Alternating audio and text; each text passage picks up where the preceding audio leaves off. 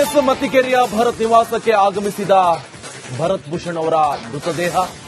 ಭರತ್ ಭೂಷಣ್ ಅಂತಿಮ ದರ್ಶನಕ್ಕೆ ಸಕಲ ಸಿದ್ಧತೆಗಳನ್ನ ಮಾಡಿಕೊಳ್ಳಲಾಗಿದೆ.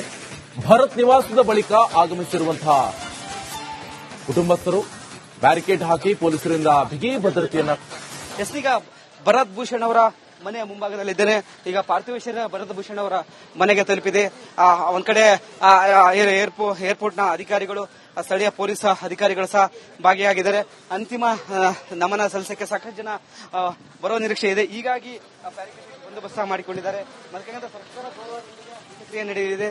ಯಾಕಂದ್ರೆ ಹೆಬ್ಬಾಳದಲ್ಲಿ ಸ್ಲಾಟ್ ಸಿಕ್ಕಿಲ್ಲ ಎಂಬ ಕಾರಣಕ್ಕೆ ಇದೀಗ ಮೆಟ್ಟಿಗೆರ ಅಗ್ರಹಾರದಲ್ಲಿ ಮಧ್ಯಾಹ್ನ 3 ಗಂಟೆಗೆ ಒಕ್ಕಲಿಗರ ಸಂಪ್ರದಾಯಂತೆ ಏನೋ ಅಂತ್ಯ ಸಂಸ್ಕಾರ ನಡೆಯುತ್ತೆ. ದೃಶ್ಯಗಳು ಸಹ ನೋಡ್ತಿರ್ಬೋದು. ಇದೀಗ ಆಂಬ್ಯುಲೆನ್ಸ್ ಒಳಗಡೆ ಇರುವ ಬಾಡಿಯನ್ನ ಅಂದ್ರೆ ಮೃತದೇಹವನ್ನು ಈಗ ಹೊರಗಡೆ ತೆಗೆಯುವ ಪ್ರಕ್ರಿಯೆ ನಡೀತಿದೆ. ಪೊಲೀಸ್ ಇಲಾಖೆ ಸಂಬಂಧಿಕರು ಸಹ ಈಗ ನೆರೆದಿದ್ದಾರೆ. ಸಾಕಷ್ಟು ಜನ ಬಂದಿದ್ದಾರೆ. ಯಾಕಂದ್ರೆ ಇದೊಂದು ಹೇಯ ಕೃತ್ಯ ನಡೆಬಾರ್ದಿತ್ತು.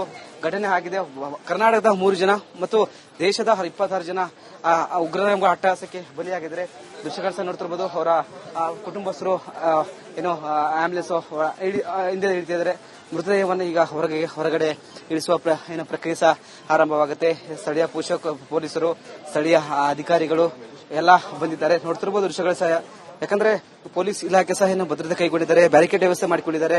ಇಲ್ಲಿ ಸಹ ಯಾಕಂದ್ರೆ ಇಲ್ಲಿ ಅಂತಿಮ ನಮನ ಸಲ್ಲಿಸೋಕೆ ಈಗ ಇಲ್ಲಿ ಸಹ ಏನು ವ್ಯವಸ್ಥೆ ಮಾಡಲಾಗ್ತಿದೆ. ಕುಟುಂಬಸ್ಥರು ಸಹ ನೋಡ್ತಿರ್ಬೋದು. ಒಂದ್ ಕಡೆ ದುಃಖದಲ್ಲಿ ಇದ್ದಾರೆ ಅಂತಾನು ಹೇಳಬಹುದು. ಯಾಕಂದ್ರೆ ಈಗ ಆಂಬ್ಯುಲೆನ್ಸ್ ಇಂದ ಈಗ ಬಾಡಿಯನ್ನು ಇಳಿಸುವ ಪ್ರಕ್ರಿಯೆ ಆರಂಭವಾಗಿದೆ. ಸರ್ಕಾರದ ಅಧಿಕಾರಿಗಳು ಸಹ ಇದ್ದಾರೆ, ಏನೋ ಪೊಲೀಸ್ ಅಧಿಕಾರಿಗಳಿದ್ದಾರೆ, ಮತ್ತೆ ಕಡೆ ಕುಟುಂಬಸ್ಥರು ಇದ್ದಾರೆ. ಕುಟುಂಬಸ್ಥರ ಆಕ್ರಂದನ ಏನೋ ಮುಗಿಲಿ ಮುಟ್ಟಿದೆ ಅಂತ ಹೇಳ್ಬೋದು. ಕಣ್ಣೀರು ಆಗ್ತಿದ್ರು ಅಂತ ಹೇಳ್ಬೋದು. ಯಾಕಂದ್ರೆ ಸಾಕಷ್ಟು ಜನ ನೆರೆದಿದ್ದಾರೆ. ಖುಷಿಯಿಂದ ಕಾಶ್ಮೀರಕ್ಕೆ ಹೋಗಿದ್ರು. ಬಟ್ ಇವತ್ತು ದುಃಖದಿಂದ ಬಂದಿದ್ದಾರೆ. ನೋಡ್ತಿರ್ಬೋದು ಬಾಡಿಯನ್ನು ಈಗ ಆಂಬ್ಯುಲೆನ್ಸ್ ಮುಖಾಂತರ ಈಗ ಏನೋ ಪ್ರಕ್ರಿಯೆ ಆರಂಭವಾಗಿದೆ. ಕೆಳಗೆ ಇಳಿಸ್ತಿದ್ದಾರೆ. ದೃಶ್ಯಗಳು ಸಹ ನೋಡ್ತಿರ್ಬೋದು. ಈಗ ಭರತ್ ಭೂಷಣ್ ಅವರ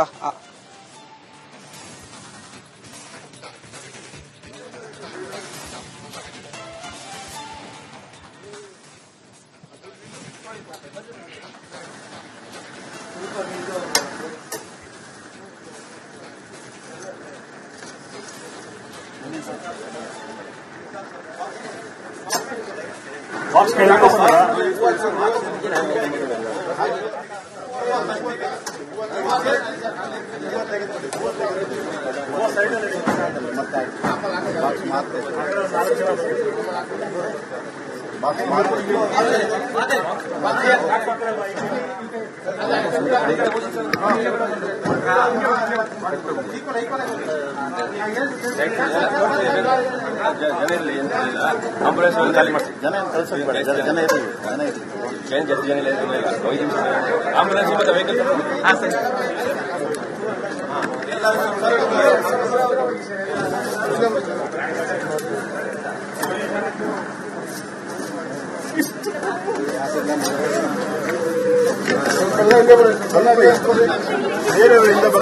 ಬೇರೆ ಸ್ವಲ್ಪ ಹಿಂದೆ ಬಂದ್ಬಿಡಿಯಪ್ಪ.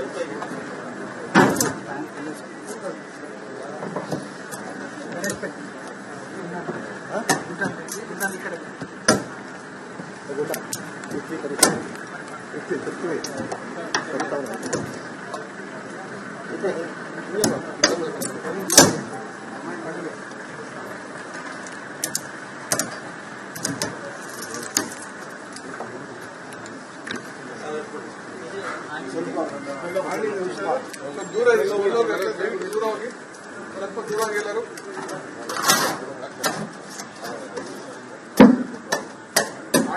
ಆಡಿ ಹುಷಾರ್ ಎಲ್ಲ ಸೇರ್ಬಿಡು ಹಿಂದೆ ಬನ್ನಿ.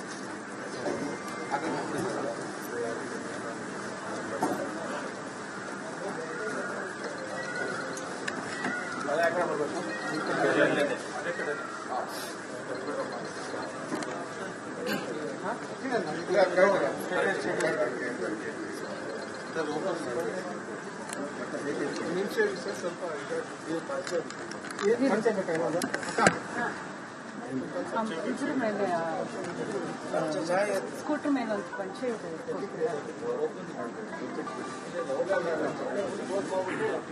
ಸ್ಕೂಟರ್ ಮೇಲಿದೆ ಇಲ್ಲೇ ಸ್ಕೂಟರ್ ಮೇಲಿದೆ.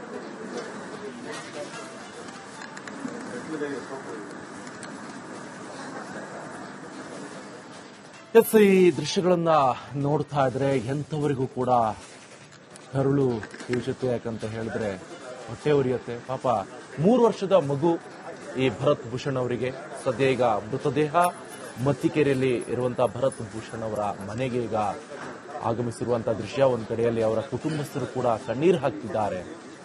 ಎಂತ ಹೇಯ ಕೃತ್ಯ ನಡೆದು ಹೋಯಿತು, ಅದು ಕೂಡ ಭಯೋತ್ಪಾದಕರ ದಾಳಿಗೆ, ಗುಂಡೇಟಿಗೆ ಬಲಿಯಾಗಿದ್ದಾರೆ ಭರತ್ ಭೂಷಣ್ ಅವರು. ಸೊ ಈಗ ಅವರ ಕುಟುಂಬಸ್ಥರು ಅಂತಿಮ ವಿಧಿವಿಧಾನ ಕಾರ್ಯವನ್ನು ಮಾಡುವಂತ ನಿಟ್ಟಿನಲ್ಲಿ ಕೂಡ ಈಗಾಗಲೇ ಎಲ್ಲ ಸಕಲ ಸಿದ್ಧತೆಗಳನ್ನ ಮಾಡಿಕೊಂಡಿದ್ದಾರೆ. ಎಷ್ಟೆಲ್ಲ ಕನಸುಗಳನ್ನ ಇಟ್ಕೊಂಡಿದ್ದಾರೆ.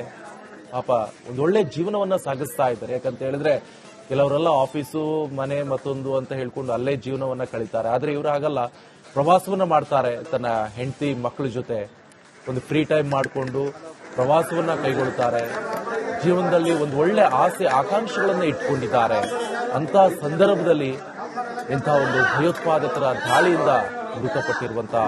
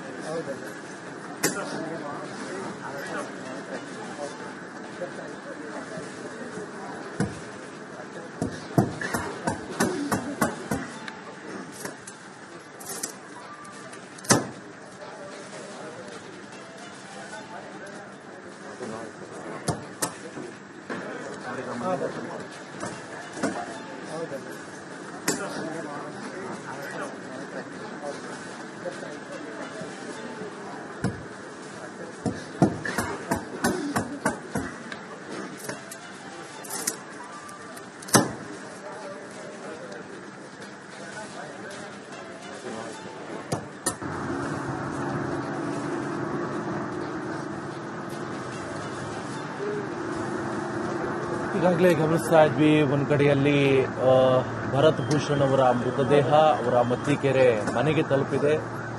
ಸೊ ಅಂತಿಮ ವಿಧಿವಿಧಾನ ಕಾರ್ಯಕ್ಕೆ ಎಲ್ಲಾ ರೀತಿಯಾದಂತಹ ಸಿದ್ಧತೆಗಳನ್ನ ಮಾಡ್ಕೊಳ್ತಾ ಇದ್ದಾರೆ. ಆದ್ರೆ ಇನ್ನೊಂದ್ ಕಡೆಯಲ್ಲಿ ನೀವು ದೃಶ್ಯವನ್ನ ನೋಡ್ತಾ ಇರಬಹುದು. ಮಂಜುನಾಥ್ ರಾವ್ ಅವರ ಮೃತದೇಹ ಶಿವಮೊಗ್ಗಕ್ಕೆ ಆಂಬ್ಯುಲೆನ್ಸ್ ಮುಖಾಂತರ ತೆಗೆದುಕೊಂಡು ಹೋಗ್ತಾ ಇರುವಂತಹ ದೃಶ್ಯ. ಜೊತೆಗೆ ಅವರ ಪತ್ನಿ ಪಲ್ಲವಿ ಅವರಿದ್ದಾರೆ, ಪಲ್ಲವಿ ಅವರ ಅಕ್ಕ ಇದ್ದಾರೆ, ಜೊತೆಗೆ ಮಗ ಇದ್ದಾರೆ, ಮಂಜುನಾಥ್ ರಾವ್ ಅವರ ಮಗ ಇದ್ದಾರೆ, ಜೊತೆಗೆ ಅವರ ಸಹೋದರ ಕೂಡ ಇದ್ದಾರೆ. ಕುಟುಂಬಸ್ಥರು ಹಿಂದ್ಗಡೆ ಇದ್ದಾರೆ, ಆಂಬ್ಯುಲೆನ್ಸ್ ಹಿಂಭಾಗದಲ್ಲಿ, ಮುಂದ್ಗಡೆ ಎಸ್ಕಾಟ್ ಇದೆ.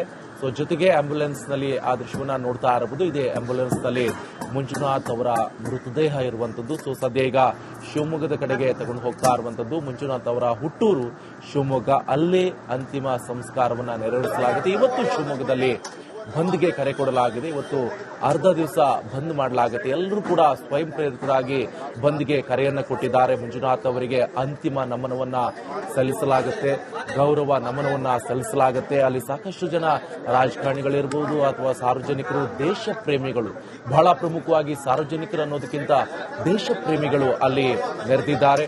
ಸೊ ಅವರೆಲ್ಲರೂ ಕೂಡ ತಮ್ಮ ಮಂಜುನಾಥ್ ಅವರನ್ನ ನೋಡಬೇಕು, ಅವರ ಮೃತದೇಹಕ್ಕೆ ಅಂತಿಮ ನಮನವನ್ನ ಸಲ್ಲಿಸಬೇಕು ಅಂತ ಅರ್ಧ ದಿವಸ ಶಿವಮೊಗ್ಗ ಬಂದ್ ಮಾಡಲಾಗಿದೆ. ಜೊತೆಗೆ ಈ ದೃಶ್ಯವನ್ನ ನೋಡೋಕ್ಕೂ ಕೂಡ ಅಸಾಧ್ಯವಾಗುತ್ತೆ. ಯಾಕಂತ ಹೇಳಿದ್ರೆ 3 ವರ್ಷದ ಮಗ ಪಾಪ ಭರತ್ ಭೂಷಣ್ ಅವರಿಗೆ ಅವರ ನಿವಾಸದಲ್ಲಿ ನೀರವ ಮೌನ ಆವರಿಸಿದೆ. ಅವರ ಸಹೋದರ ಅನ್ಸುತ್ತೆ ಪಾಪ, ಅವರು ದುಃಖ ತಾಳಲಾಗ್ತಾ ಇಲ್ಲ, ಅಳ್ತಾ ಇದ್ದಾರೆ.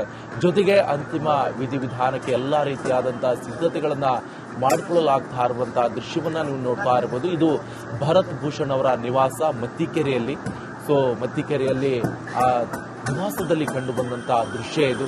ಜೊತೆಗೆ ಈಗಾಗಲೇ ಗಮನಿಸ್ತಾ ಇದ್ವಿ, ಒಂದ್ ಕಡೆ ಇಡೀ ದೇಶ ಜೊತೆಗೆ ಇಡೀ ವಿಶ್ವವೇ ಖಂಡಿಸ್ತಾ ಇರುವಂತದ್ದು ಪಾಕಿಸ್ತಾನವನ್ನ, ಅದು ಕೂಡ ಕುಮ್ಮಕ್ಕಿನಿಂದ ಇದೆಲ್ಲ ನಡೀತಾ ಇರುವಂತದ್ದು. ಜೊತೆಗೆ ಕಾಶ್ಮೀರದಲ್ಲಿ ಹೇಗೆ ಈ ಭಯೋತ್ಪಾದನೆಯನ್ನ ಮಟ್ಟ ಹಾಕಬೇಕು ಎನ್ನುವಂತ ನಿಟ್ಟಿನಲ್ಲೂ ಕೂಡ ಈಗಾಗಲೇ ಕೇಂದ್ರ ಸರ್ಕಾರ ದೊಡ್ಡ ನಿಲುವನ್ನ ಇಟ್ಕೊಂಡಿರುವಂತದ್ದು. ಜೊತೆಗೆ ಇವತ್ತು ಸರ್ವಪಕ್ಷ ಸಭೆಯನ್ನ ಕರೆಯಲಾಗಿದೆ. ಈ ಸರ್ವಪಕ್ಷ ಸಭೆಯಲ್ಲಿ ಯಾವ ರೀತಿಯಾಗಿ ನಿರ್ಧಾರವನ್ನ ತೆಗೆದುಕೊಳ್ಳುತ್ತಾರೆ ಎನ್ನುವಂಥದ್ದು ಕೂಡ ಬಹಳ ಕುತೂಹಲಕಾರಿಯಾದಂತಹ ಸಂಗತಿ. ಯಾಕಂತ ಹೇಳಿದ್ರೆ ಪಾಕಿಸ್ತಾನದ ವಿರುದ್ಧ ಏನ್ ಬೇಕಾದರೂ ನಿರ್ಣಯವನ್ನ ತೆಗೆದುಕೊಳ್ಳಬಹುದು.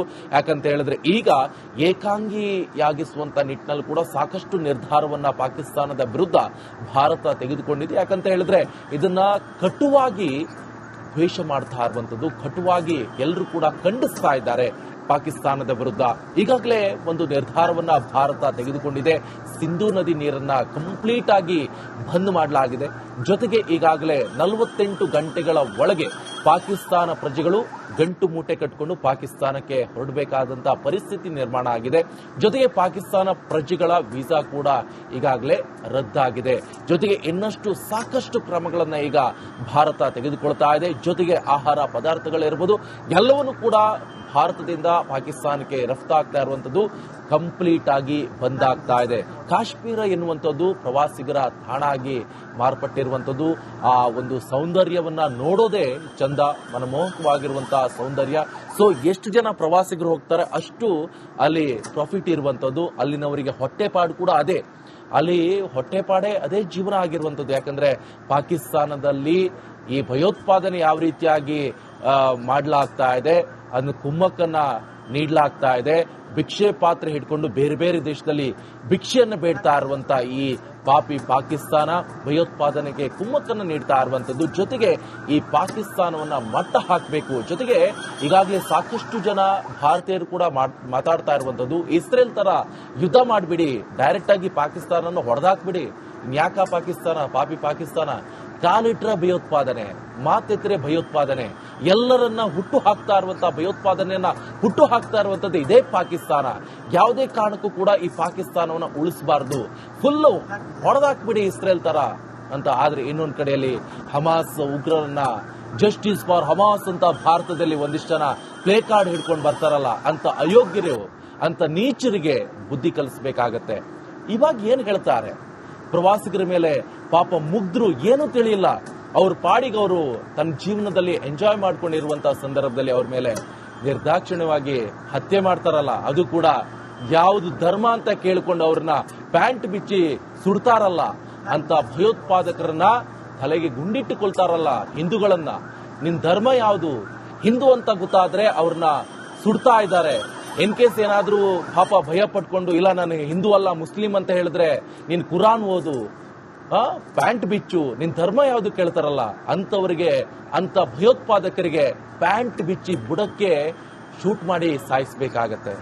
ಸೊ ಈಗ ಈ ಭಾರತ ತೆಗೆದುಕೊಳ್ಳುವಂತ ನಿಲುವು ಇಷ್ಟು ಮಾತ್ರವಲ್ಲ, ಸಿಂಧೂ ನದಿ ನೀರನ್ನ ಬ್ರೇಕ್ ಮಾಡೋದು ಅಥವಾ ಅವರಿಗೆ ಹೋಗ್ತಾ ಇರುವಂತ ಎಕ್ಸ್ಪೋರ್ಟ್ ಆಗ್ತಾ ಇರುವಂತಹ ಆಹಾರ ಧಾನ್ಯಗಳನ್ನ ಸ್ಟಾಪ್ ಮಾಡೋದು ಅಥವಾ ಬೇರೆ ಬೇರೆ ದೇಶಗಳನ್ನ ಏಕಾಂಗಿ ಆಗೋದು ಮಾತ್ರ ಅಲ್ಲ, ಭಯೋತ್ಪಾದನೆಯನ್ನ ಕಂಪ್ಲೀಟ್ ಆಗಿ ಮಟ್ಟ ಹಾಕಬೇಕು.